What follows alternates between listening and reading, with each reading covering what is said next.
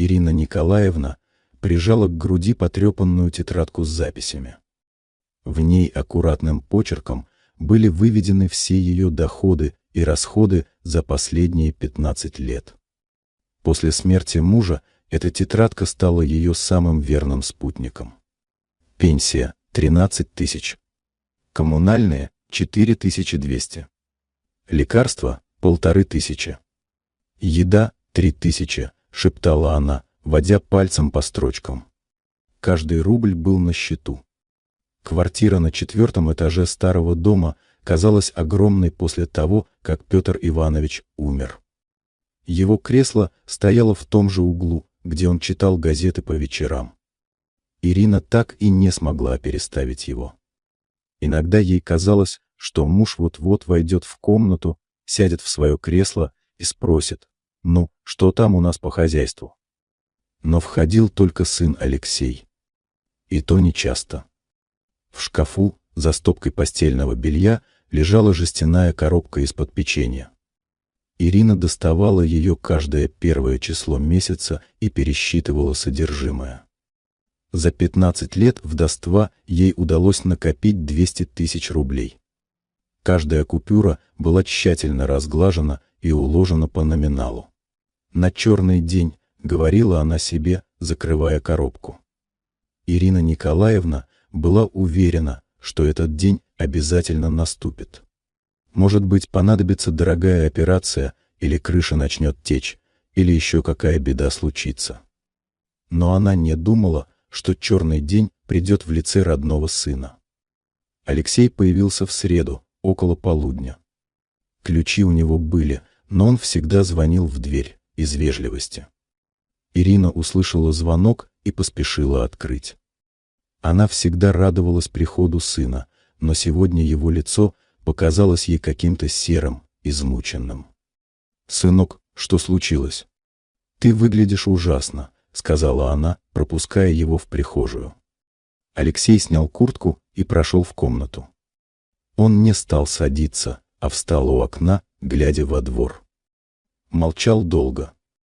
«Мам, у меня проблемы», — наконец произнес он.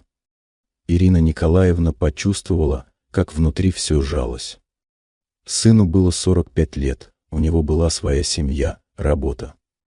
Но для нее он навсегда остался тем мальчишкой, которого она водила в детский сад за ручку. «Какие проблемы?» «Садись, расскажи», — она указала на диван. Алексей сел, опустил голову в ладони. «Я задолжал. Много. Очень много», — голос его дрожал. «Кому задолжал?» «За что?» «Неважно кому. Важно то, что если я не верну деньги в ближайшие дни, то меня...» Он запнулся. «Что с тобой сделают?» Ирина присела рядом, положила руку на плечо сына. Коллекторы уже приходили к Светлане на работу. Детей пугают в школе. Говорят, что если не вернут долг, то продадут квартиру, машину, все отберут. Алексей поднял глаза на мать. В них была такая боль, что Ирина почувствовала, как сердце ее останавливается. «Сколько нужно?» — спросила она тихо. «Мам, я не могу просить у тебя денег. Я взрослый мужчина». Он встал, прошелся по комнате. «Сколько?» — повторила Ирина тверже. 200 тысяч, выдохнул Алексей. Ирина Николаевна замерла. Ровно столько лежало в ее заветной коробке. Словно судьба издевалась над ней. 15 лет экономии, 15 лет отказов себе во всем. И вот, пожалуйста, черный день настал. «У меня есть эти деньги», — сказала она. Алексей резко обернулся. «Мам, нет. Я не могу взять у тебя последние сбережения». Он подошел к ней, взял за руки. «Это твои деньги на старость, на лечение. А ты что, не моя старость?» Ирина улыбнулась сквозь подступающие слезы. «Ты мой сын. Если тебе плохо, то и мне плохо, но я не знаю, когда смогу вернуть. Вернешь, когда сможешь». «Я никуда не тороплюсь». Она встала, пошла к шкафу. Жестяная коробка была тяжелой. Ирина поставила ее на стол, открыла крышку. Аккуратные стопки купюр лежали, как всегда, по номиналу. «Мам», — голос Алексея дрожал. «Бери», — сказала она просто. Он взял деньги, пересчитал. Ирина видела, как у него дрожат руки. «Я верну. Обязательно верну». Через пару месяцев, максимум, он обнял ее крепко. «Спасибо, мама. Ты спасла нас». После того, как сын ушел, Ирина долго сидела на диване, глядя на пустую коробку. Странно, она думала, что будет жалеть о потерянных деньгах. Но жалости не было. Была только тихая радость от того, что смогла помочь. Она не знала, что больше никогда не увидит ни денег, ни сына. Первые недели после того, как Алексей взял деньги, Ирина Николаевна жила в странном возбуждении. Она постоянно думала о сыне, о его проблемах, представляла, как он расплачивается с долгами, как коллекторы оставляют его семью в покое. Несколько раз она порывалась позвонить ему, узнать, как дела, но останавливала себя. «Не буду мешать, у него и так хватает проблем», — говорила она себе. Алексей сам позвонил через неделю. «Мам, как дела?» Голос его звучал бодро, даже весело. «Хорошо, сынок. А у тебя как? Решились проблемы?» Да, все хорошо. Коллекторы отстали». Светлана успокоилась. Дети в школу ходят нормально. Он говорил быстро, торопливо. Слава Богу, Ирина облегченно вздохнула. «Мам, я побежал, дела. Созвонимся, конечно, сынок. Береги себя», — трубка замолчала. Ирина улыбнулась. Она была счастлива, что все наладилось. Следующий звонок был через 2 недели. Алексей говорил еще более торопливо, сказал, что очень занят на работе, что скоро приедет. Но не приехал. Потом звонков не было месяц. Ирина начала волноваться. Она несколько раз набирала номер сына, но он не отвечал. Один раз взяла трубку Светлана, невестка. «Алексей на работе», — сказала она сухо. «Светочка, как дела? Как дети?» «Все нормально», — в голосе невестки слышалась холодность. «Передай Алексею, пусть позвонит маме». «Передам», но звонка не было. Ирина начала придумывать оправдания для сына. Работа, конечно. У него важная должность в строительной компании, много забот. Дети требуют внимания. Светлана, наверное, устает, нервничает. Он позвонит, говорила она себе каждый день. Дни тянулись медленно. Ирина стала чаще сидеть у окна, наблюдая за жизнью во дворе. Внизу играли дети, гуляли собачники, торопились на работу люди. Жизнь шла своим чередом, а у нее было ощущение, что она застыла в ожидании. По вечерам она доставала тетрадку с расходами и пыталась планировать бюджет на следующий месяц. Без накоплений жить стало труднее. Каждый незапланированный расход, лекарство подорожало, в магазине не было дешевых продуктов, заставлял ее нервничать. Но она не жалела о деньгах. Она жалела о том, что сын не звонит. Прошло 2 месяца. Тех самых 2 месяца, через которые Алексей обещал вернуть долг. Ирина набралась смелости и сама позвонила сыну. Долгие гудки, наконец знакомый голос. «Алло, Алеша, это мама? Мам, привет», в голосе не было радости. «Сынок, как дела?» «Я волнуюсь, ты не звонишь». «Да все нормально». «Занят очень, Алеша», Ирина помолчала, набираясь смелости. «Ты говорил, что через пару месяцев вернешь деньги». 2 месяца прошло, повисла тишина. «Мам, пока не могу». «Еще не все решилось окончательно». «Что значит не все решилось?» «Ты же говорил, что коллекторы отстали», но он запнулся. «В общем, сложно объяснить. Нужно еще время». «Сколько времени?» «Не знаю точно. Месяц, может 2, Алеша. Мне не хватает денег на жизнь». У меня только пенсия осталась, мам, я понимаю. Но сейчас не могу. Вот немного разберусь с делами, сразу верну. Хорошо, сказала Ирина тихо. Я жду. Ну все, мам, мне идти надо. Алеша, приезжай хоть в гости. Я соскучилась, приеду. Обязательно приеду. Как только время появится, я жду, но он не приехал. И не позвонил. Ирина поняла, что что-то изменилось. В голосе сына появилась отчужденность, которой раньше не было. Он говорил с ней, как с чужой тетей, которая звонит не вовремя. Она попыталась найти объяснение. Может, Светлана недовольна тем, что муж взял деньги у матери? Может, стыдно ему теперь смотреть ей в глаза? Может, и правда очень занят? Но сердце подсказывало другое. Получив деньги, сын почувствовал себя свободным от обязательств перед матерью. Больше она была ему не нужна. Прошло еще 2 месяца. Алексей не звонил совсем. Ирина Николаевна решилась позвонить сама, но номер был недоступен. Сначала она подумала, что у сына проблемы с телефоном. Потом, что он сменил номер. Беспокойство росло с каждым днем. Она попробовала найти Светлану через справочную, но оказалось, что невестка тоже поменяла номер. Что-то случилось, думала Ирина, расхаживая по квартире. Иначе они бы предупредили о смене номеров. Она решила съездить к сыну домой. Адрес знала наизусть. Микрорайон на окраине, дом номер 17, квартира 43.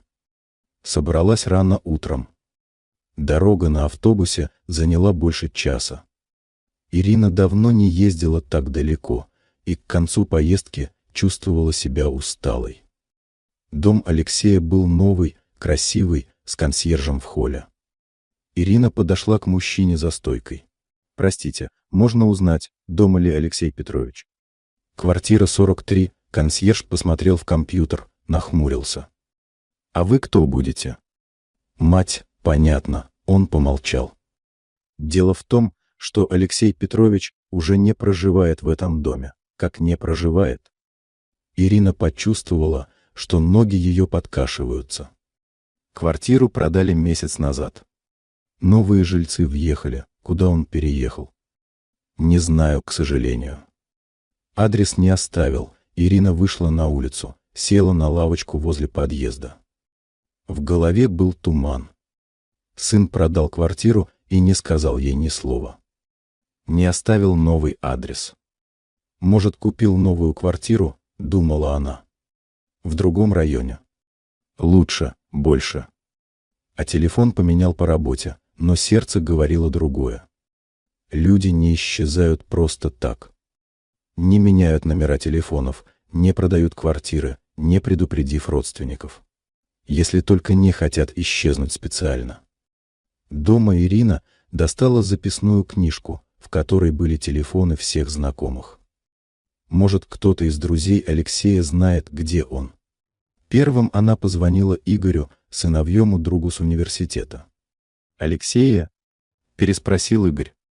«Давно с ним не общаюсь. Месяца 3 назад встретил случайно, он какой-то странный был. Странный как? Нервный. Торопился куда-то. Сказал, что дела, времени нет поговорить, а где встретил? На вокзале. Он с чемоданом был, с чемоданом. Да, большой такой. Я еще подумал, что в командировку едет». Ирина поблагодарила Игоря и повесила трубку. С чемоданом на вокзале 3 месяца назад. Значит, уже тогда собирался уезжать. Она позвонила еще нескольким людям из телефонной книжки. Все говорили одно и то же. С Алексеем давно не общались, не знают, где он.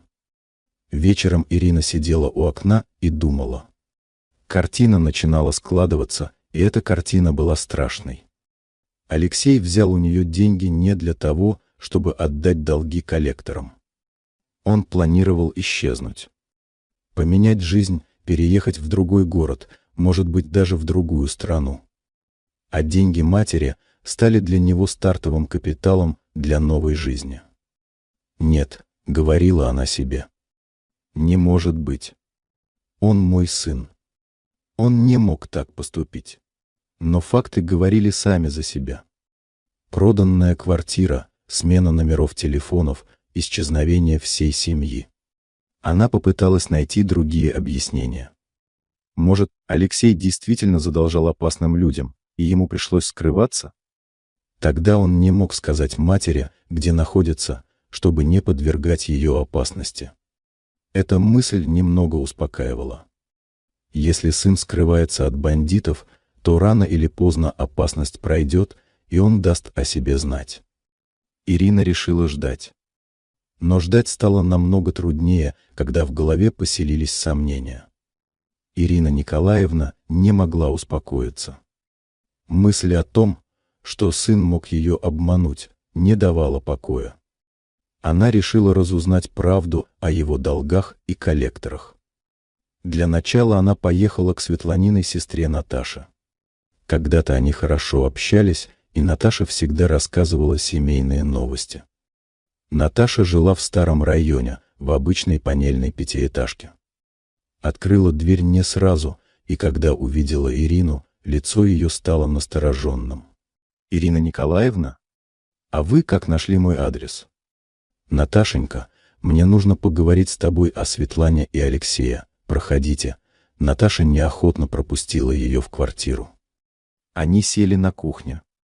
Наташа заваривала чай и молчала. «Наташа, где Светлана?» «Я не могу дозвониться. Не знаю», — ответила Наташа, не поднимая глаз. «Как не знаешь? Она же твоя сестра. Мы поссорились. Из-за чего?» Наташа поставила чашки на стол, села напротив. «Ирина Николаевна, а зачем вам это знать?» «Алексей пропал. Продал квартиру, поменял номер телефона». «Я не знаю, где они», — Наташа вздохнула, потерла лоб.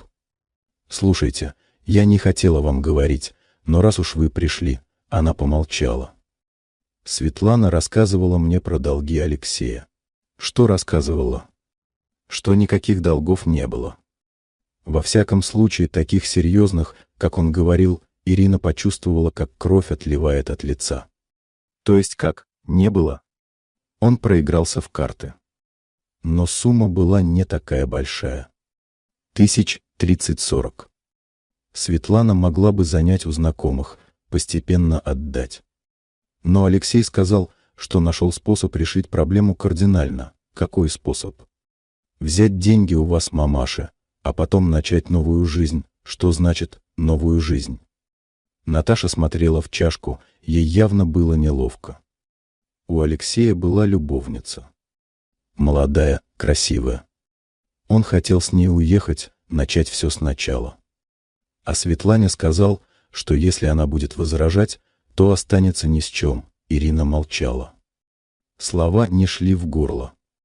Светлана пыталась протестовать, говорила, что нельзя так поступать с вами. Но Алексей сказал, что у нее нет выбора, либо она едет с ним и детьми, либо он уходит один. И она согласилась? А что ей оставалось? Дети, ипотека. Одной не потянуть. Наташа наконец подняла глаза. «Ирина Николаевна, Светлана просила передать вам, что ей очень стыдно. Она понимает, что поступила подло. Куда они уехали?» «Не знаю». Светлана не сказала. «Боится, что вы найдете их». Ирина встала из-за стола. Ноги ее подкашивались. «Спасибо, что сказала правду», — проговорила она. «Ирина Николаевна, мне правда жаль». Наташа встала, взяла ее за руку. «Я знаю, как вы любите Алексея. Дорога домой прошла как в тумане». Ирина механически садилась в автобус, переходила дорогу, поднималась по лестнице. Сознание отказывалось принимать услышанное. Сын обманул ее. Взял все накопления под ложным предлогом. Бросил, исчез с чужой женщиной. Дома она села в кресло мужа и заплакала. Впервые с момента его смерти плакала так горько, безутешно. Петр Иванович всегда говорил: «Алеша у нас слабохарактерный. Нужно за ним присматривать». Но она не слушала, защищала сына, говорила, что он просто добрый, мягкий. Теперь она понимала, что муж был прав. Алексей был слабым. Но слабость не оправдывала подлости. После разговора с Наташей жизнь Ирины Николаевны изменилась. Исчезла надежда на возвращение денег, исчезла надежда на встречу с сыном. Остались только боль и бесконечные вопросы. Она перестала следить за собой. Не причесывалась, ходила в старом халате, забывала поесть. Соседка тетя Валя несколько раз стучала в дверь, спрашивала, как дела, но Ирина отвечала через дверь, что все хорошо. Деньги кончались быстро. Пенсии едва хватало на коммунальные платежи и самую дешевую еду. Лекарства пришлось отменить, не по карману. Ирина надеялась, что старые болячки не обострятся. По вечерам она сидела в кресле мужа и разговаривала с ним. «Петя, ты был прав. Говорил мне, что балую его, что вырастет эгоистом. А я не слушала», — шептала она в пустоту. Иногда ей казалось, что муж отвечает. Не словами, а какой-то теплой волной, которая проходила по комнате. «Что мне теперь делать? Как жить дальше?» И снова это ощущение присутствия, понимания. Ирина начала писать письма сыну. Каждый день садилась за стол и выводила аккуратным почерком: «Алешенька, родной мой, я знаю, что ты не вернешь деньги. Знаю, что ты меня обманул. Но я все равно тебя люблю. Ты мой сын, и ничего с этим поделать нельзя». Письма она не отправляла, некуда было отправлять. Складывала в коробку из-под печенья, ту самую, где лежали накопления. «Мне больно, что ты исчез. Больнее, чем потеря денег. Я готова была отдать тебе все свои сбережения, но я не была готова потерять тебя». Соседи начали замечать перемены. Тетя Валя заглядывала чаще, приносила пирожки, пыталась разговорить. «Ирочка, что с тобой? Совсем исхудала, все нормально, Валечка. Просто устала, а Алеша давно не приезжал. Поссорились, что ли?» Он занят очень, Ирина не могла рассказать правду. Слишком стыдно было признать, что родной сын ее обманул и бросил. Однажды ночью ей стало плохо с сердцем. Боль была такая сильная, что она не могла дышать. Ирина лежала в постели и думала: вот и все. Сейчас умру, и никто не узнает. Но к утру боль прошла. Ирина встала, умылась, посмотрела на себя в зеркало. Старуха смотрела на нее из отражения. Когда она успела так постареть? «Петя, я не хочу умирать», — сказала она мужниному портрету. «Не хочу, чтобы Алеша узнал о моей смерти от посторонних. Хочу, чтобы он сам пришел, сам попросил прощения». Это была наивная надежда, но она помогала жить. Ирина начала планировать. Если сын когда-нибудь вернется, квартира должна быть в порядке. Она стала убираться, готовить, как будто ждала гостей. Каждый вечер садилась у окна и смотрела во двор. Вдруг увидит знакомую фигуру, идущую к подъезду. Месяцы шли. Осень сменилась зимой, зима — весной. Алексей не появлялся. Но Ирина продолжала ждать. Потому что кроме ожидания у нее ничего не осталось. Прошел год с тех пор, как Алексей исчез. Ирина Николаевна научилась жить в новой реальности, без денег, без надежды, без сына. Квартира стала ей и домом, и тюрьмой одновременно. Выходить особо некуда было, денег на развлечения не хватало. Да и желания не было. Все ее радости умещались в небольшом пространстве 4 стен. Утром она просыпалась и первым делом смотрела на телефон. Может, есть пропущенный звонок? Может, сообщение? Но экран был пуст. Завтракала овсянкой на воде, пила чай без сахара. Сахар стал роскошью, которую она позволяла себе только по большим праздникам. После завтрака садилась у окна с рукоделием. Вязала носки, шарфы, варежки. Не для себя, для продажи. Соседка тетя Валя помогала сбывать изделия на рынке. Немного, но все же добавка к пенсии. «Ирочка, твои носочки как горячие пирожки берут», — говорила тетя Валя. «Руки у тебя золотые», — Ирина улыбалась. Хорошо, что хоть в чем-то она нужна людям. Вечерами писала письма сыну. Уже накопилась целая стопка. Она рассказывала ему о своих днях, о погоде, о соседях. Писала так, словно он читал эти письма. Сегодня встретила Марию Петровну из 107-й квартиры. Спрашивала про тебя. Я сказала, что ты в командировке. Не могу же я говорить правду, что мой сын пропал, деньги взял и исчез. Иногда она злилась на сына, и тогда письма получались другими. «Алеша, как ты мог так поступить со мной? Я всю жизнь тебя любила, все для тебя делала. А ты взял и выкинул меня из своей жизни, как ненужную вещь, но злость быстро проходила, сменяясь болью и тоской. Самым трудным временем была весна. Когда за окном все расцветало, когда люди гуляли с детьми, когда молодые мамы катали коляски во дворе. Ирина смотрела на них и думала о внуках, которых теперь, возможно, никогда не увидит. Внуки. У Алексея было 2 детей, Катя, 12 лет, и Максим, 10. Ирина помнила их день рождения, помнила, что Катя любит рисовать, а Максим играет в футбол. Интересно, помнят ли они бабушку? Думала она. Или папа сказал им, что бабушки больше нет. Эта мысль причиняла особую боль. К концу года Ирина заметила, что стала забывчивой. Могла поставить чайник и забыть выключить. Могла пойти в магазин и забыть, зачем пришла. Врачи сказали бы, что это возрастные изменения. Но Ирина знала правду, это от одиночества. Когда не с кем поговорить, мысли начинают путаться. Единственным собеседником оставалась тетя Валя. Она заходила каждые несколько дней, приносила новости, пыталась развеселить. «А помнишь, Ирочка, как твой Алеша в детстве лягушек ловил в пруду? Весь грязный приходил, а ты его отмывала». Ирина кивала, улыбалась. Да, помнила. Алеша был таким милым ребенком.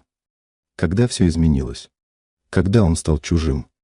Валя, а как ты думаешь, люди меняются или просто показывают свое настоящее лицо? Спросила она однажды. Тетя Валя помолчала. Не знаю, Ирочка. Может, и то, и другое. Жизнь людей меняет. Не всегда в лучшую сторону. Значит, мой Алеша был хорошим, а потом испортился.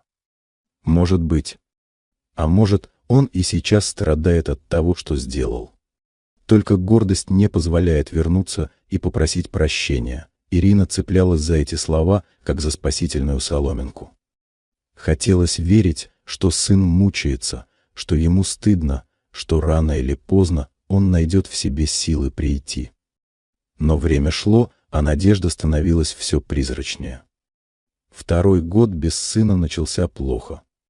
В январе Ирина Николаевна сильно простудилась, и простуда перешла в воспаление легких. Денег на хорошие лекарства не было, пришлось лечиться дешевыми препаратами и народными средствами. Болезнь затянулась на месяц. Ирина почти не вставала с постели, сил не было. Тетя Валя ухаживала за ней, приносила еду, покупала лекарства. «Ирочка, может, все-таки попробуем найти Алешу? В больнице узнаем, как искать людей», — предложила она. «Не надо», — ответила Ирина слабым голосом. «Если он захочет, сам найдет, но ты же больна. Он должен знать, не должен он мне ничего». Сам выбрал. После болезни Ирина стала совсем другой. Будто что-то сломалось внутри окончательно. Она больше не писала письма сыну, не ждала его звонка. Просто жила день за днем, без планов, без надежд. Вязать стало труднее, руки дрожали, зрение ухудшилось. Доходы от рукоделия сократились. Приходилось экономить на всем. Ирина стала питаться в основном хлебом и чаем. Иногда покупала самую дешевую колбасу или сыр. Мясо не ела месяцами, слишком дорого. Соседи начали замечать, что она худеет. Тетя Валя приносила еду, но Ирина часто отказывалась. «Валечка, не нужно. У самой семья». «Да что ты, Ирочка». Мне не трудно, но Ирина видела, что соседка тоже живет небогато. Брать у нее еду было стыдно. Весной случилось то, чего Ирина боялась больше всего. У нее начались проблемы с сердцем. Боли стали постоянными, появилась одышка. На лекарства от сердца денег совсем не было. Она попыталась записаться к врачу по бесплатной программе, но очередь была на 3 месяца. А сердце болело каждый день. Одним майским утром Ирине стало так плохо, что она не смогла встать с постели. Сердце билось неровно, в глазах темнело. Она лежала и думала: вот и все. Сейчас умру одна, как собака, но умирать не хотелось. Хотелось увидеть сына хотя бы еще раз, сказать ему, что прощает. К вечеру стало легче. Ирина встала, умылась, посмотрела на себя в зеркало. Лицо было серым, глаза запали. «Доживаю», — подумала она. На следующий день пришла тетя Валя и ужаснулась. «Ирочка, что с тобой?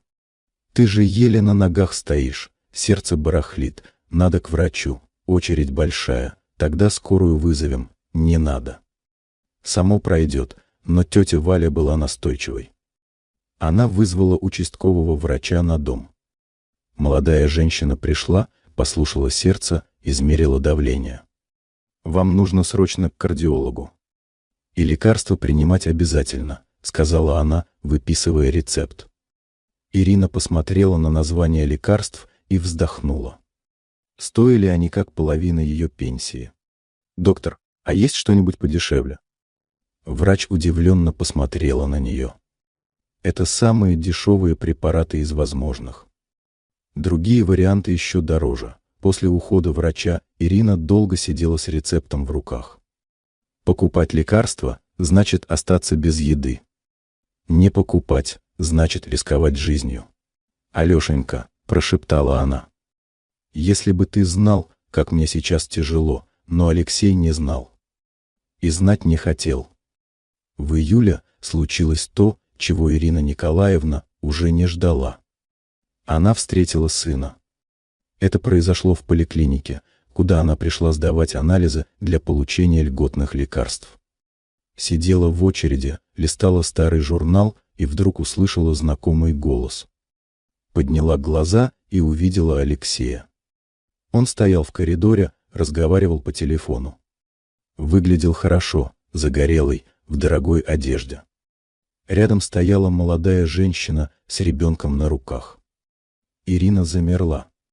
Сердце забилось так сильно, что она испугалась, не случился бы приступ. Алексей не видел ее. Он был увлечен разговором, жестикулировал, смеялся. Молодая женщина что-то говорила ему, он кивал. Ирина встала с места и медленно пошла к сыну. Ноги не слушались, в голове звенело. «Алеша», — сказала она тихо. Сын обернулся, и лицо его изменилось. Исчезла улыбка, появилось выражение, которое она не могла определить. Страх? Вина? Раздражение? «Мама», — произнес он. Они стояли друг против друга в больничном коридоре. Между ними было всего несколько метров, но казалось, что целая пропасть. «Алеша, сынок», — Ирина шагнула к нему, хотела обнять, но он отступил. «Мам, он оглянулся на женщину с ребенком. «Я не ожидал тебя здесь встретить, я тоже. Ты как? Здоров?» Ирина жадно всматривалась в его лицо, словно хотела запомнить каждую черточку. Да, все нормально, он явно чувствовал себя неловко. А это, Ирина посмотрела на женщину. Это Лена. И наш сын Денис, сын? Ирина почувствовала, что ноги ее подкашиваются. Да. Ему полгода. Молодая женщина неприязненно смотрела на Ирину. Ребенок на руках плакал. «А Катя и Максим?» — спросила Ирина. «С нами. Все хорошо. Где вы живете?» Алексей помолчал. «Тут недалеко. Переехали. Алеша, почему ты не звонишь?» «Я так волнуюсь, мам, я...» Он снова оглянулся на Лену. «У меня новая жизнь. Понимаешь?» «Понимаю», — сказала Ирина тихо. «Но я же твоя мать, Леша, нам пора», — вмешалась Лена. Ребенок плачет. Да, сейчас. Алексей явно хотел уйти. «Алеша, подожди», — Ирина взяла его за руку. «Мне плохо. Сердце болит. Лекарства покупать не на что». Сын посмотрел на ее руку, бережно, но решительно освободился. «Мам, мне жаль. Но у меня сейчас тоже расходы большие. Новая семья». Он кивнул на Лену и ребенка. «Алеша, я не прошу деньги вернуть. Просто помоги немного. На лекарства не могу сейчас». Ирина смотрела на сына и не узнавала его. Это был чужой человек, равнодушный и жестокий. «Леша, идем уже», — Лена дергала его за рукав. «Алеша, давай хотя бы иногда созваниваемся. Я скучаю, мам, пойми. Я не хочу ворошить прошлое. У меня теперь другая жизнь, а я что, не часть твоей жизни? Ты была». Но теперь он развел руками. Лена уже шла к выходу, Алексей поспешил за ней. «Алеша!» — крикнула Ирина ему вслед. Он обернулся. «Береги себя, мам», — сказал он и исчез за дверью. Ирина стояла в коридоре поликлиники, и люди обходили ее стороной. Слезы текли по щекам, но она их не замечала. Сын отрекся от нее окончательно. Больше никаких надежд, никаких иллюзий. Она стала для него прошлым, от которого он хочет избавиться. После встречи с сыном Ирина Николаевна изменилась в последний раз. Исчезли остатки надежды, но с ними ушла и горечь. Она приняла свою судьбу. Вечером того дня она сожгла все письма, которые писала Алексею. Смотрела, как бумага горит в раковине, и чувствовала странное облегчение. «Все, Петя», — сказала она портрету мужа. «Больше не буду мучить себя». Алеша сделал свой выбор и действительно перестала мучиться. Стала жить для себя, а не в ожидании звонка от сына. Купила на последние деньги краску и перекрасила стены в комнате. Светло-желтый цвет сделал квартиру уютнее. Переставила мебель, убрала мужнино кресло на балкон. «Не нужно жить в прошлом», — говорила она себе. Тетя Валя заметила перемены. «Ирочка, ты как-то посвежела, решила не тратить силы на то, что изменить нельзя, правильно. А то замучила себя совсем». Ирина стала чаще выходить из дома. Гуляла в парке, ходила в библиотеку, иногда заглядывала в церковь. Не потому, что стала верующей, а потому, что там было тихо и спокойно. В церкви она встретила других одиноких пожилых людей. Оказалось, что у многих похожие истории. Дети выросли, создали семьи и забыли о родителях. «У меня дочь в Америке живет», — рассказывала Антонина Федоровна. 20 лет не видела. Звонит раз в год, на Новый год, а у меня сын считает, что я ему жизнь испортила, говорила Галина Петровна. Говорит, что из-за меня не смог устроить личное счастье. Ирина слушала эти истории и понимала, она не одна такая. Многие пожилые люди брошены детьми. «А вы не обижаетесь?» — спросила она. «А что толку обижаться?» — ответила Антонина Федоровна. «Жизнь одна. Нужно жить для себя». Эти слова запали Ирине в душу. Да, жизнь одна. И остаток этой жизни она проведет достойно. Дома она устроила генеральную уборку. Выбросила старые вещи, ненужные документы, фотографии, которые только расстраивали. Оставила только самое необходимое. В шкафу нашла платье, которое никогда не носила. Муж подарил на юбилей, но повода надеть не было. Темно-синее, элегантное. Ирина примерила его и удивилась, неплохо смотрится. «Буду носить», — решила она. «В театр пойду». В театре она не была лет 20. Билеты казались дорогими. Но теперь она решила, будет тратить деньги на себя. На радость. Купила билет на спектакль, сходила в парикмахерскую, впервые за долгое время надела украшения. В театре чувствовала себя немного неуверенно. Все вокруг были в компании, а она одна. Но спектакль понравился, и после него на душе было легко.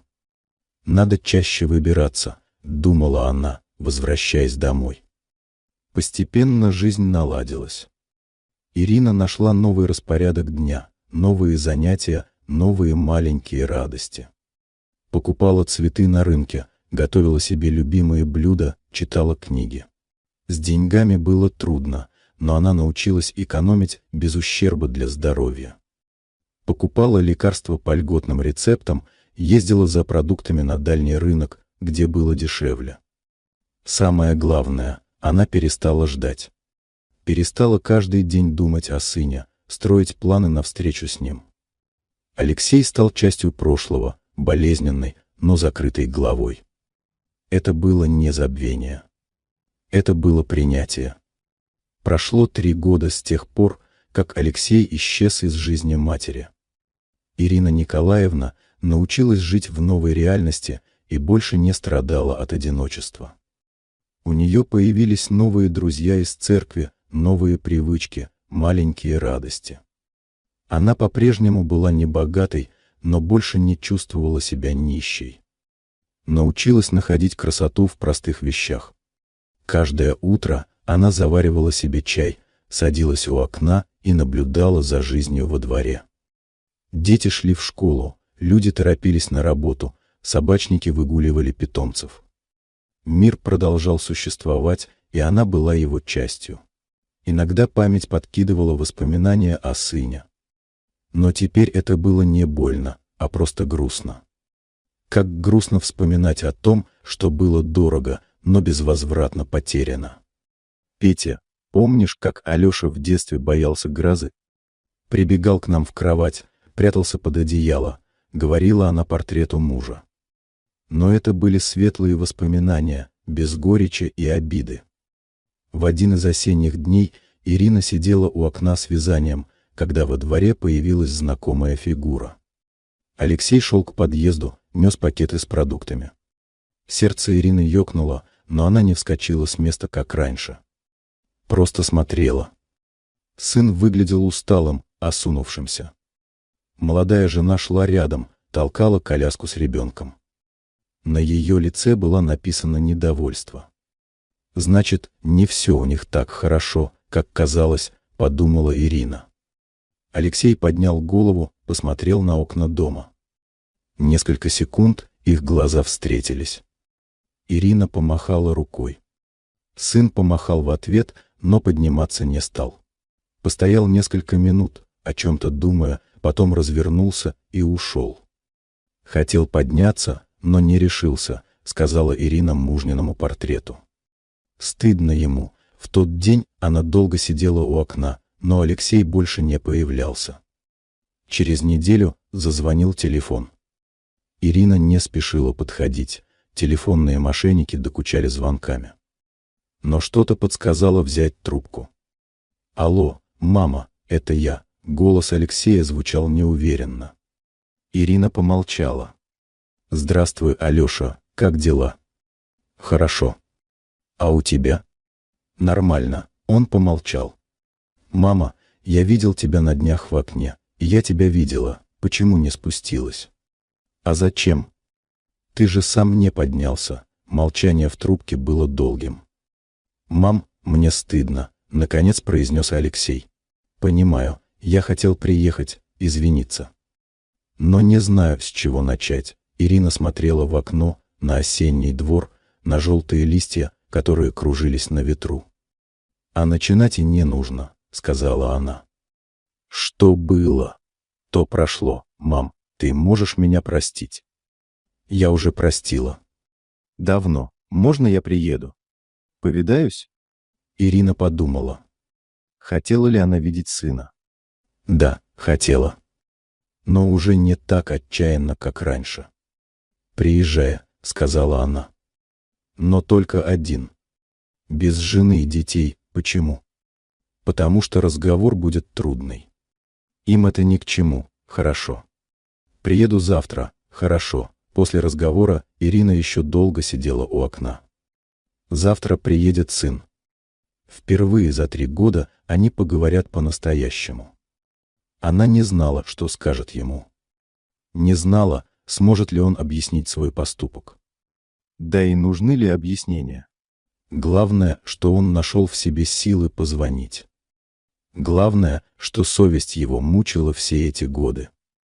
Может, и не все потеряно, подумала она. За окном сгущались сумерки.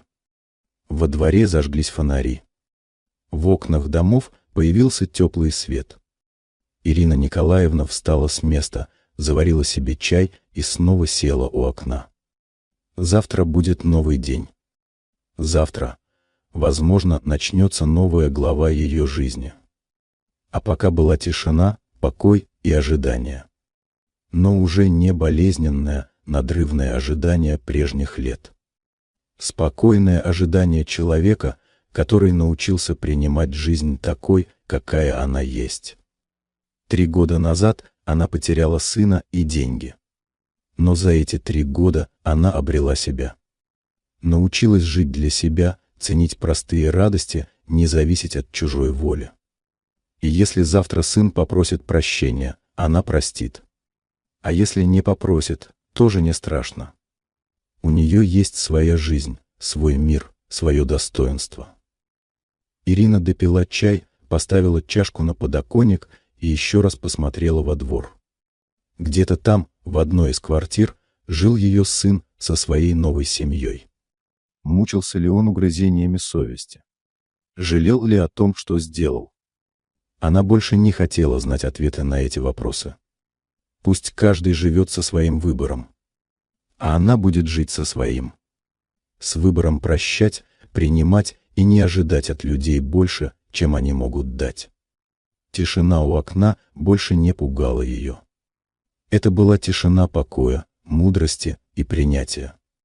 Тишина человека, который прошел через боль и остался цельным.